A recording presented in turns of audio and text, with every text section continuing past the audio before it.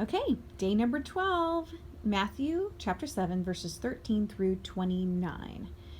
Enter by the narrow gate, for the gate is wide and the way is broad that leads to destruction, and many are those who enter by it. For the gate is small and the way is narrow that leads to life, and few are those who find it. Beware of the false prophets who come to you in sheep's clothing, but inwardly are ravenous wolves. You will know them by their fruit. Grapes are not gathered from thorn bushes, nor figs from thistles, are they?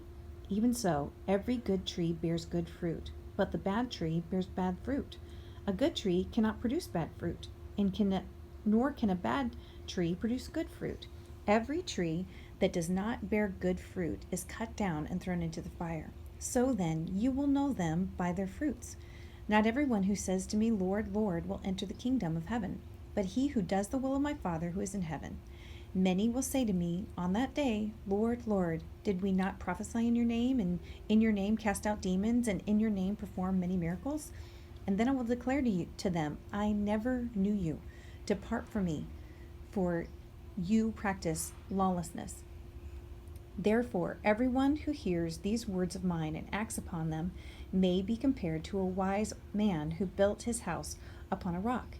And the rain descended, and the floods came, and the winds blew and burst against that house, and yet it did not fall, for it had been founded upon the rock.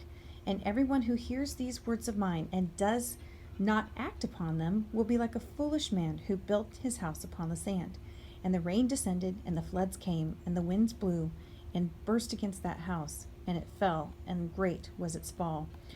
The result was that when Jesus finished these words, the multitudes were amazed at his teaching, for he was teaching them as one having authority and not as their scribes.